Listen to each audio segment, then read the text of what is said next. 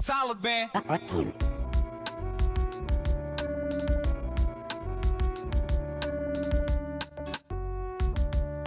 I'm in the club, shawty moving like a ninja.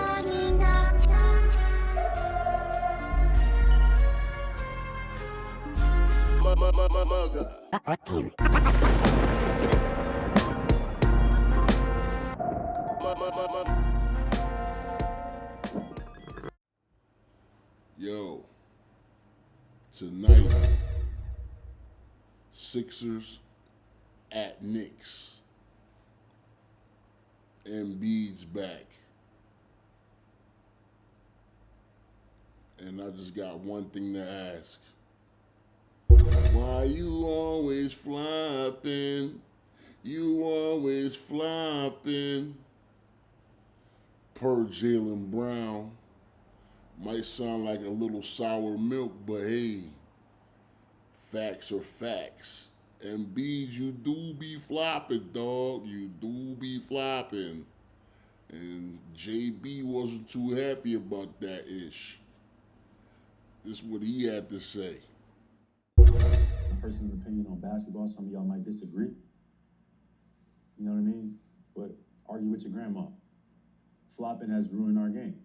Joel Embiid is a great player, one of the best bigs in basketball history. Flops. He know it. This ain't breaking news. This ain't, you know what I mean? It is what it is. I can clip it up, like I said. Y'all can post it on these paid accounts that y'all, these bot, whatever. Thanks for the alley-oop, JB. You know I was gonna chop it up and put it out. He's pretty upset about the flopping. I'm pretty sure fans are tired of it too. Know what I mean? Hey, you got to get the call one way or the other. You know, some players lean into the mind games or the flopping a bit, and it can definitely frustrate opponents. But like you said, if it works, some guys will just keep doing it. It definitely adds a little spice to the rivalry. As a matter of fact, I distinctly remember MB saying something that really made me scratch my head and say, They asked him about his knee after, Tyrese Maxey got pushed off by Jaylen Brown. You might remember this play in the fourth quarter. Tyrese is playing defense one-on-one, right, against Jaylen Brown, right?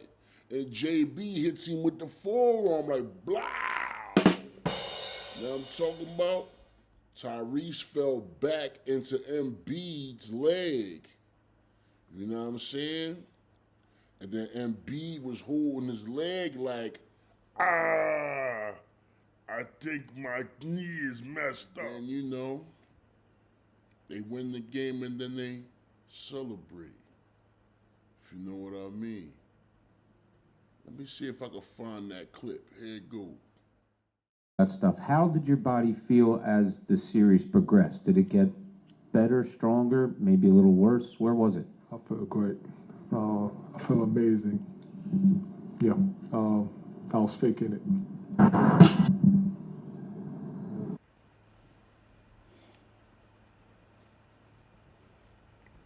There you have it, y'all. It's part of the game, I guess. Now, we got Knicks, Sixers, tonight, 8 p.m. Number 3 seed versus the number 7 seed. We already see what the Knicks did, closing out the Atlanta Hawks in Game 6. 51-point thrashing over to the Sixers, coming down from down 0-1, winning all of their games up to the point where they get to a Game 7 and they upset the number 2 seed Boston Celtics. With the Sixers having that momentum and the Knicks coming in ready to defend their spot, it's definitely going to be a game worth watching. It's going to be exciting for sure. much credit do you give the Sixers without Jason Tatum on the court for Game 7?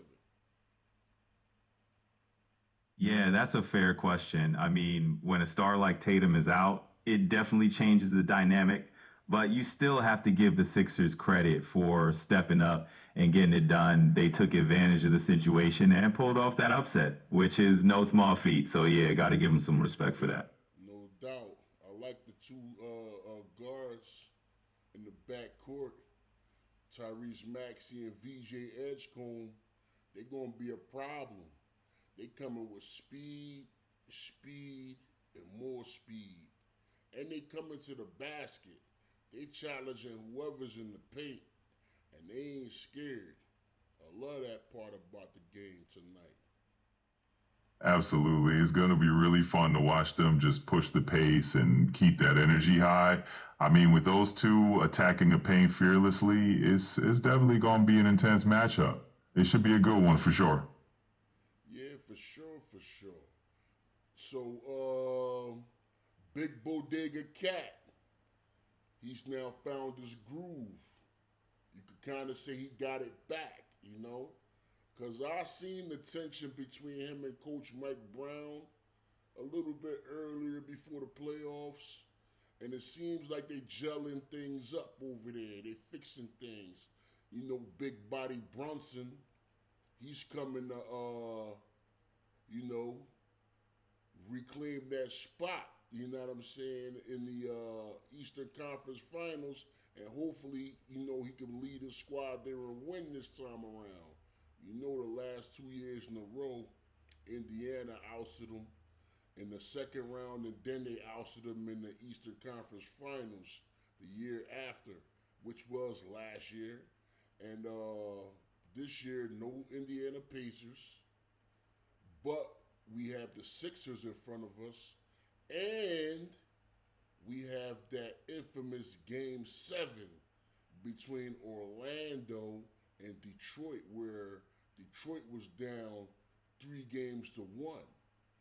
Detroit came back and they beat the living, whatever you want to call it, out of the Orlando Magic. And this is a team in Detroit that the Knicks, I wouldn't say that they're not trying to see them, but the Pistons done had the Knicks number all regular season. So we can't go back to the last year in the playoffs when we knocked off the Pistons in the first round. So how do you see everything mapping out in this Eastern Conference jungle here? We got the Knicks versus the Sixers. That's number 3 versus number 7. And then we have the Pistons versus the number 4 seed Cleveland Cavaliers, who put the ice on it in Game 7 last night against the Toronto Raptors. What say you, co-pilot? Oh, absolutely. It's getting pretty wild in the East. I mean, with all these teams carving out their own paths, you've got some real heavy hitters and some underdog stories all lining up. The Knicks and Sixers matchup is going to be huge. And then on the other side, you got Detroit and Cleveland battling it out. It's definitely going to be a jungle out there, and it's going to be exciting to see how it all unfolds. Welcome to the Knuckle Sandwich Deli. Your sandwich is ready.